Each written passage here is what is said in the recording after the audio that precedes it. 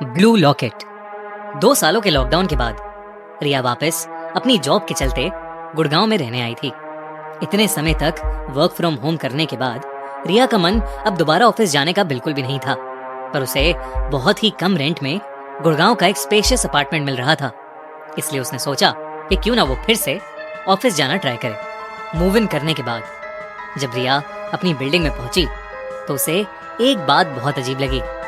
रिया के फ्लोर के सभी फ्लैट्स खाली थे। रिया ने जब लैंडलॉर्ड से इसका कारण पूछा तो लैंडलॉर्ड ने उसे बताया कि क्योंकि लॉकडाउन खुले हुए थोड़ा ही टाइम हुआ है, इसलिए अभी भी ज्यादातर लोग अपने घरों में ही हैं। लैंडलॉर्ड ने कहा कि कुछ दिनों में ये सब फ्लैट भर जाएंगे। लैंडलॉर्ड के कहने के बावजूद बिल्डिंग के पूरे फ्लोर पर अकेले रहने से रिया थोड़ा घबरा रही थी, पर वो एडवांस रेंट भी पे कर चुकी थी।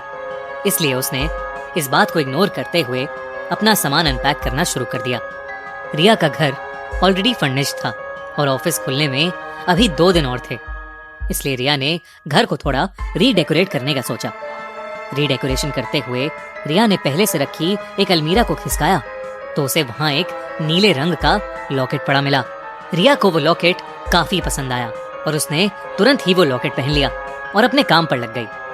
कुछ ही देर में रोज की तरह रिया की मम्मी को उसका कॉल आया और बात करते हुए ही अचानक से रिया को अपनी मॉम की वॉइस में डिस्टरबेंस आने लगी।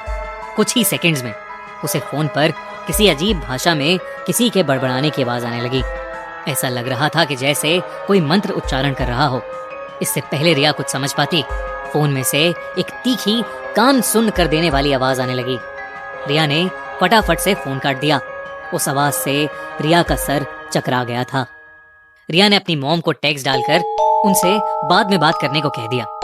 रिया के सर में अचानक से दर्द होने लगा था, तो रिया ने थोड़ा रिलैक्स करने के लिए अपने लिए कॉफी बनाई और अपने लैपटॉप पर मूवीज ब्राउज करने लगी।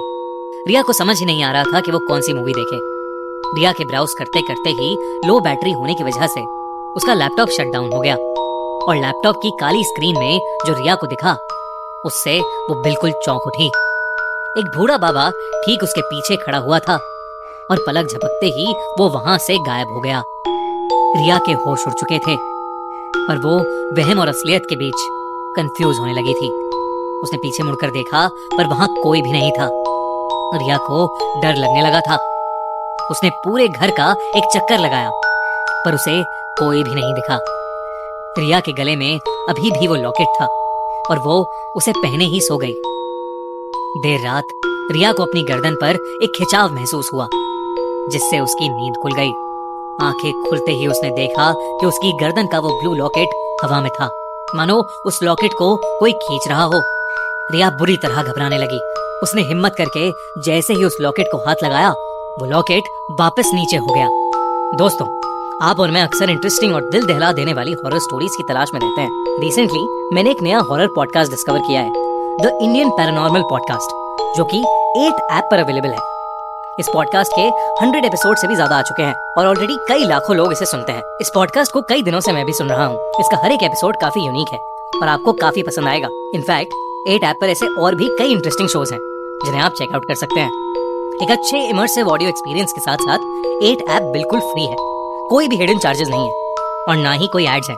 तो इस वीडियो को देखने के बाद 8 ऐप पर जल्दी से जाओ और चेकआउट करो the Indian paranormal podcast. Link description और पिन कमेंट में। अब रिया बिस्तर पर उठकर बैठ गई थी। उसने बेड के पास रखे जग से एक पानी का गिलास भरा और पानी पीने लगी। लेकिन तभी उसकी नजर ग्लास में पड़े पानी में तैरते हुए एक मांस के टुकड़े पर गई। ये देखते ही रिया के हाथ से वो ग्लास जमीन पर छूट गया। रिया को लगा कि ये सब उस लॉकेट की वजह से हो रहा है, तो उसने अपने गले से उस लॉकेट को उतारकर जोर से जमीन पर फेंक दिया और वो चूर चूर हो गया। उस लॉकेट के टूटते ही रिया के कमरे की लाइट्स अचानक से फ्लिकर करने लगी। उसके कमरे की खिड़कियां और दरवाजे जोर जोर से बजने लगे। रिया का दिल अब बहुत जोरों से धड़कने लगा था। तभी रिया की नजर कमरे के एक अंधेरे कोने में गई, जहां पर वही बाबा मुंह पर सफेद भभूत लगाए बैठा था।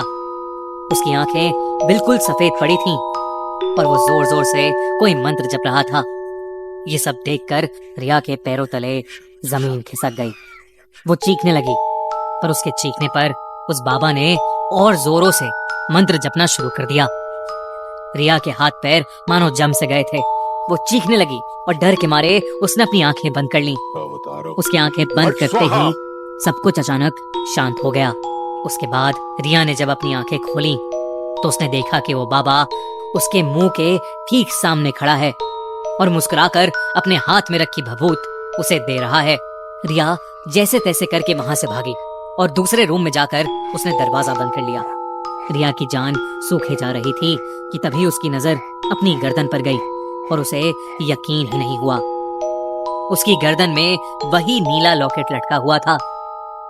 रिया ने जैसे ही उस लॉकेट को निकालने के लिए उसे छुआ, उसे अपने कमरे में करीबन 15-20 लोगों ने घेर लिया। ऐसा लग रहा था कि सब लोग मर चुके हों। उनके शरीर सड़े गले थे और उनके हाथों में बेड़ियां बंधी थीं। वो रिया को देखकर बस रो रहे थे। इससे पहले रिया कुछ भी समझ पाती, उस भीड़ में से रिया को वही बाबा उसकी तरफ आता दिखाई दिया। रिया ने देखा तो उसके हाथों में अब भी बेड़ियां थीं। वो चीखने चिल्लाने लगी पर उसकी आवाज को कोई सुन नहीं पा रहा था। वो बाबा रिया के पास आया और उसके माथे पर उसने वो भभूत रगड़ दी। 3 दिन के बाद उसी अपार्टमेंट में रिया की लाश मिली। उसके गले में वही ब्लू लॉकेट था और उसके आसपास भभूत गिरी हुई थी। उसकी मौत का एग्जैक्ट कारण तो किसी को नहीं पता, पर पूछताछ करने पर बिल्डिंग के लैंडलॉर्ड से पता चला कि उस बिल्डिंग के बनने से पहले वहां एक शमशान घाट हुआ करता था। जमीन बिकने के बाद वहां से सब चले गए थे, पर एक अघोरी बाबा उस जगह से जाने के लिए तैयार ही नहीं हो रहा था। जब उसके साथ जबरदस्ती की गई तो उसने आत्महत्या कर ली। अपनी जान देते हुए उसने एक श्राप दिया था कि वो जगह उसकी है और वहां उसके सिवा कभी कोई और नहीं रह पाएगा। इतना कहकर उसने अपने शरीर को त्याग दिया था, पर उस बाबा की लाश पर भी वही ब्लू लॉकेट था। शायद उस बाबा के श्राप के कारण ही आज रिया इस दुनिया में नहीं है, और शायद वो ब्लू लॉकेट कोई आम लॉकेट नहीं, वो उसी अघोरी बाबा का लॉकेट है जिसमें शायद उसकी आत्मा आज भी रहती है। अगर आपको ये वीडियो अच्छी लगी तो हमारा चैनल सब्सक्राइब करना बिल्कुल मत भूलना।